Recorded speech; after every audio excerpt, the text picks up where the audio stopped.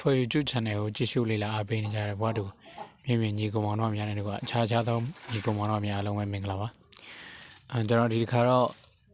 viber ကိုဘာလို့ clear data လုပ်ပေးတင်လဲဆိုတော့အကြောင်းအရာနဲ့ပတ်သက်ပြီးပြောပြပေးသွားမှာဖြစ်ပါတယ်အဲ့တော့ကျွန်တော်မစခင်မှာ for YouTube channel ကို subscribe လုပ်ရတဲ့လောက်ထားဖို့နဲ့ Facebook နဲ့ Telegram မှာလည်းသွားပြီး join ထားစေချင်ပါတယ်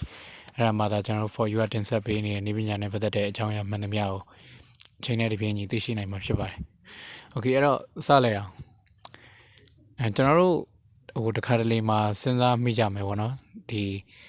ကိုယ့်ရဲ့ internet storage ကငါလည်းတိတ်မသုံးမဲနဲ့ဘာလို့ဒီလောက်ကြီးဟိုများနေရတာလဲပေါ့နော်သုံးထားတယ်ဆိုတဲ့နေရာမှာပြတာငါလည်းတိတ်မသုံးရပဲနဲ့ဘာလို့အဲ့လောက်များနေရလဲဆိုတဲ့ပုံစံမျိုးအားလုံးစဉ်းစားမိကြဖို့မယ်ထင်ပါတယ်ကျွန်တော်တော့အဲ့လိုမျိုးစဉ်းစားမိဘူးတယ်ပေါ့နော်အဲ့လိုစဉ်းစားမိဘူးတယ်ဒါပေမဲ့အဲ့လိုမျိုးဘယ်ဟာတွေကဒီ internet storage မှာလာပြီးတော့စားသုံးထားလဲဆိုတာမျိုးကိုတော့တိတ်ပြီးတော့ဆက်ပြီးတော့မစဉ်းစားမိကြဘူးပေါ့နော်အဲ့တော့တကယ်တော့အဲ့လိုမျိုးဒါ internet storage ကိုကောင်းကောင်းစားသုံးနေတဲ့အထက်မှာ viber ကလည်းပါပါတယ်အဲ့တော့ viber ပါတယ်ဆိုတာကသူကဒီ viber ကိုသုံးနေတာကြာလာပြီဆိုရင်ပေါ့လေတဖြည်းဖြည်းသုံးတာကြာလာပြီဆိုရင်ဒီ internet storage မှာစားသုံးမှုကလည်းသူကပို့ပြီးတော့များလာတယ်ပေါ့လေကိုက viber SD ကဘက်မှာပြောင်းထားရင်တော့လည်းတစ်မျိုးပေါ့အဲ့တော့လက်ရှိကျွန်တော်ရဲ့internet storage အချိန်ကြီးကြည့်အောင်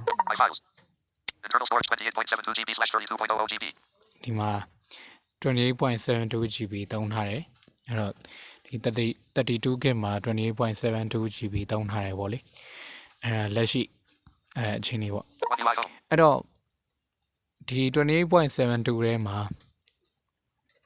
viber ကဘယ်လောက်နေရာယူထားလဲဆိုတာကိုကျွန်တော်သွားကြည့်အောင်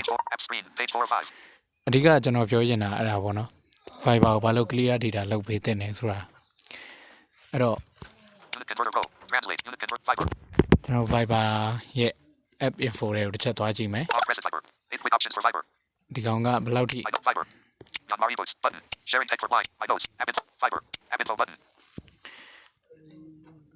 storage ထဲမှာဘယ်လောက်ထိနေရာယူထားလဲဆိုတာဟုတ်ပါနော် mobile data 30 battery 0% storage 2.07 GB used mobile usage mobile data 33.70 GB used since December 1st 2021ဒါကျွန်တော်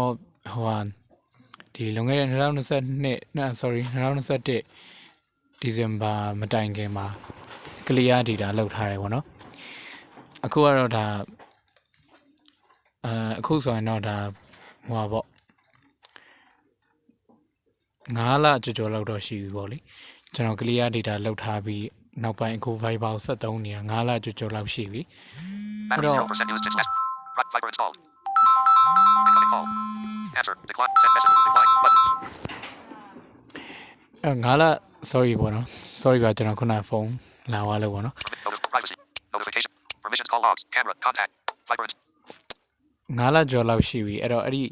အချိန်အတွင်းမှာstory ကိုဘယ်လောက်ထိနေရာယူသွားလဲဆိုတော့ကျွန်တော်တစ်ချက်ကြည့်အောင် notifications allowed permissions app timer mobile data 33 battery 0% used mobile data 33.70 GB used since December 1st battery storage 2.07 GB used in internal storage ဒီမှာ 2.07 GB ဖြစ်နေပြီပေါ့နော်ဆိုတော့ခုနကအနေဒီ internet storage မှာကျွန်တော်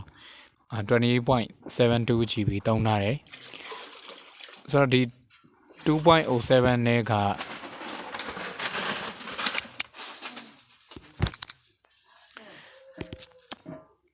2.07 နေရာမှာဒီ app data ဘယ်လောက်ရှိလဲဆိုတော့ကျွန်တော်သွားကြည့်မယ်ပေါ့နော်ဒီဒီမှာ app က 131 MB ပဲရှိတယ်ဒီမှာ data 1.94 GB ရှိတယ်ပေါ့နော်အဲ့တော့ 2GB နီးပါးပဲပေါ့ဗျာအဲ့တော့အခုလက်ရှိ 28.72 ကနေ 2GB နီးပါးလောက်ရော့သွားမယ်ဆိုရင်လည်းဒါတော်တော်လေးရော့သွားတယ်လို့ပြောရမှာပေါ့နော်အဲ့တော့အခုဟာကinternet storage က32ဖြစ်တဲ့အတွက်ဒီလောက်ကြီးများလာတာပြဿနာမရှိဘူးဆိုပေမဲ့internet storage အရင်နည်းလူတွေပေါ့နော်ဟိုမှာ16လောက်ပဲရှိတဲ့လူတွေအတွက်ကြတော့ ဒီလောက်ကတော်တော်ပြဿနာကြီးရပေါ့နော်အဲ့တော့အခုဒီမှာလဲတိတ်တော့ဒီမှာလဲလိုပါပဲဒါ2 k လောက်နေရာယူထားရဲဆိုတာတော်တော်များတယ်ပေါ့နော်အဲ့တော့ဒါကျွန်တော်သုံးတာ9လကျော်လောက်ပဲရှိသေးတယ်အဲ့2021ဒီဇင်ဘာလစရည်မယ်ဆိုရင်ဒီဇင်ဘာလတလပြီးရင်အခုဒီမှာဧပြီလအခု10ရက်နေပေါ့နော်အဲ့တော့အားလုံးပေါင်း9လနဲ့ဒါ10ရက်လောက်ပေါ့လေပြမြအဲ့လောက်ပဲရှိသေးတယ်အဲ့လောက်အတွင်းမှာအခုဒီလောက်ဖြစ်သွားတယ်ပေါ့လေအဲ့ဒါတော့ဒီသုံးတဲ့အပေါ်မှာလဲမူတည်မှာပေါ့ကိုက Viber ကိုဘယ်လောက်ထိသုံးတယ်ဆိုတာမျိုး Viber နေဘယ်လောက်ထိ download လုပ်တယ်ဘယ်လောက်ထိ upload လုပ်တယ်ဆိုတာမျိုးတွေပေါ်မှာလဲမူတည်မှာပေါ့အဓိကကဒီ Viber ကဒီ app data အနေနဲ့သိမ်းတဲ့အခါမှာသူကရိုးဒီ Viber ကိုအဝင်အထွက်သိမ်းတာတော့နောက်အသေးအဖွဲလေးတွေပေါ့နော်အဲ့ဒါတွေကတိတ်ပြီးတော့နေရာယူတာမဟုတ်အဓိကနေရာယူတာဗာလဲဆိုတော့ဒီတစ်ခုခု download ဆွဲလိုက်တယ်ဆိုရင်တခါတလေdownload မပြီးဘဲနဲ့ကျွန်တော်တို့ဒီ 0b ဆိုပြီးတော့အထက်ကိုဒီ internet storage ထဲကိုရောက်သွားတဲ့ဟာတွေလေအဲ့ဒါတွေကို तू က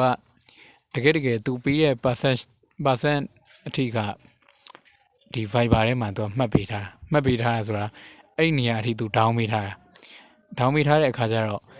အဲ့ဒီအပြည့်အစုံလည်းမဟုတ်တဲ့အဲ့ဒီဒီပိုင်းစားတွေကိုဘာ तू ကမှတ်ထားတဲ့အခါကျတော့အဲ့ဒါကြီးများလာတော့အခုလိုမျိုးအရင်များသွားတာပေါ့နော်ဆိုတော့အခုကျွန်တော်ဒီဗီဒီယိုနားထောင်နေတဲ့ကြည့်နေတဲ့လူတွေထဲမှာလည်းအဲ့လိုမျိုး Viber ကိုclear data မလုပ်ထားတာကြာပြီဆိုရင်မလုပ်ဝဲထားတာကြာပြီဆိုရင်တစ်ချက်စစ်ကြည့်စေရင်လည်းပေါ့နော်အဲ့တော့ clear data စစ်ကြည့်ပြီးတော့မှအရင်များနေရဆိုရင်ဒါ clear data လုပ်တင်တယ်ပေါ့clear data လုပ်လိုက်ပြီဆိုရင်ကိုယ့်ရဲ့ဒါလက်ရှိ chat တွေနောက်ရိုး group တွေကဟာတွေကတော့ message တွေကတော့လက်သွားမှာပေါ့နော်ဒါကျွန်တော်အားလုံးသိတယ်ဒီ community group တွေကဟာတွေကတော့မလစ်ဘူးပေါ့လေအဲ့တော့အဲ့လိုမျိုးဖြစ်သွားတယ်ဆိုရင်မဲ့ဒါမတက်နိုင်ဘူးလေ story ထဲမှာဒါနေရာအရန်ယူလာပြီဆိုရင်တော့ဘယ်လိုဖြစ် clear data လုပ်ပြရမှာအဲ့တော့အခုဒီမှာလဲstory ကတော့ 2.07 GB ပေါ့နော်2 GB ကျော်လောက်ထိနေရာယူလာတယ်ဆိုတော့ဒါ clear data လောက်တင်တယ်လို့ပဲကျွန်တော်တို့ယူဆပါတယ်အဲ့တော့ဒီကိုယ့်ရဲ့ private chat လေးတွေကလည်းအရေးကြီးရယ်ဆိုရင်တော့တနည်းအားဖြင့်ရွှေ့ထားပါဗျာပြီးတော့တခြားဒီအသုံးလုံးမဲ့ဟာလေးဒီ my note တို့ဘာလို့မှ save ထားတဲ့ဟာတွေလည်းသူက clear data လောက်လိုက်ရင်ဒါပျောက်သွားမှာဟုတ်အဲ့တော့အဲ့လိုမျိုးအရေးကြီးတဲ့ဟာတွေဆိုရင်တော့လေဒါတရားရောက်ကို forward လုပ်လိုက်တာဖြစ်ဒါမို့အားလုံး down ပြီးတော့မှ clear data လောက်တာဖြစ်အဲ့လိုမျိုးလောက်စေခြင်းနဲ့ပေါ့လေအဓိကတော့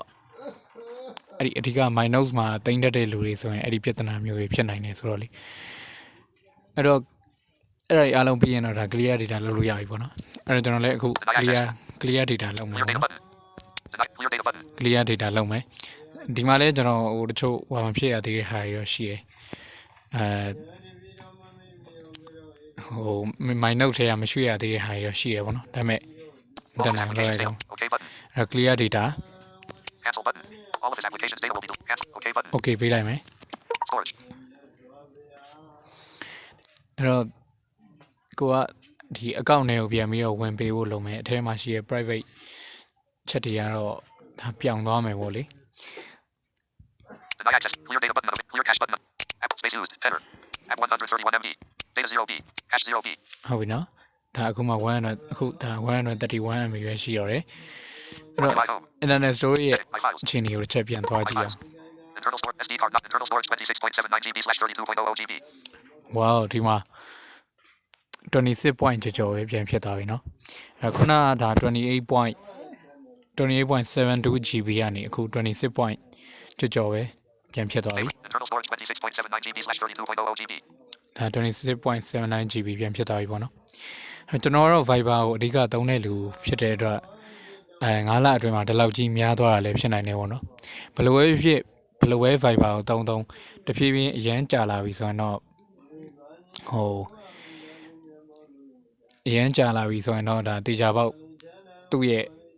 app data များလာမှတေချာပါတယ်အဲ့တော့ဘလို့ဖြစ် clear data လေးကတော့ဟိုကိုယ့်အတွက်များလာပြီလို့ထင်တယ်ဆိုရင်လှုပ်ပေးတင်တယ်ပေါ့နော်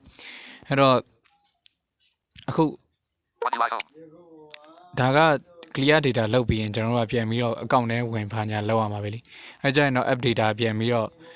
ဟိုနည်းနည်းတော့ပြန်များလာမှာပဲဒါပေမဲ့ခုန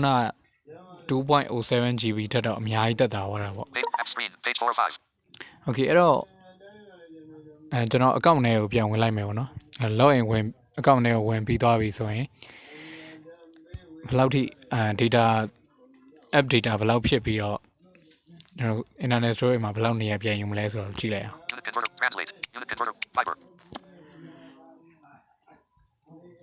အဲ့တော့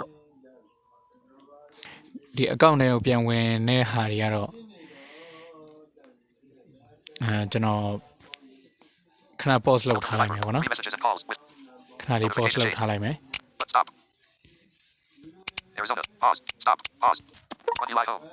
Okay အဲ့တော့ကျွန်တော်ဒီမှာ login ဝင်ပြီးပါပြီပေါ့နော် account ဝင်ပြီးပါပြီအဲ့တော့ဒီမှာဘာမှမရှိတော့ဘူးပေါ့လေအဲ့တော့ဒီဟိုပါပေါ့ community group တွေကဟာတွေပဲရှိရတယ်ဆိုတာတောင်မှကိုအထဲဝင်လိုက်မှဒါသူ့ဟာသူတဖြည်းဖြည်းပြန်တက်လာမှာပေါ့နော်လောဆယ်တော့ဘာမှမရှိဘူးအဲ့တော့အဲ့ဒီအချိန်တွေမှာကျွန်တော် viber က app data ဘယ်လောက်ပြန်ဖြစ်သွားတယ်ဆိုတော့တစ်ချက်ကြည့်အောင်ဘယ်လိုဖြစ်ဒါကျွန်တော်တို့မဖြစ်မနေ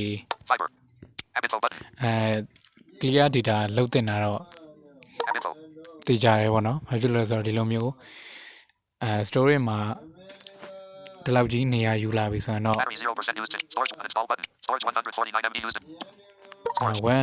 149 MB ပဲရှိရပါတော့အဲ့တော့ data 18 MB ကျော်ရရှိသေးတယ်ပေါ့နော် Okay အဲ့တော့ဒီလောက်ဆိုရင်တော့အားလုံးလဲဒါ viber ကိုဘယ်လိုဖြစ်အချိန်တိုင်းတာတစ်ခုထိရောက်ရင်တော့clear data လောက်တင်နေဆိုတာကိုသဘောပေါက်မယ်ထင်ပါတယ်ဆိုတော့တကယ်လို့မလောက်တဲ့အောင်လို့ထင်တယ်ဆိုရင်လည်းဘာဖြစ်လို့အဲ့လိုထင်တာလဲဆိုတာကို comment မှာဝင်ရေးပေးလို့ရပါတယ်အဲ့တော့တခုခုအကြံပေးရင်ရှိရင်ပဲဖြစ်ဖြစ်တခုခုတင်ဆက်စေရင်ရှိရင်ပဲဖြစ်ဖြစ်လဲ comment မှာရေးပေးလို့ရပါတယ်အဲ့တော့ဒီနေ့ဗီဒီယိုတော့ကျွန်တော်ဒီလောက်နဲ့ပဲအဆုံးသတ်လိုက်ပါတယ်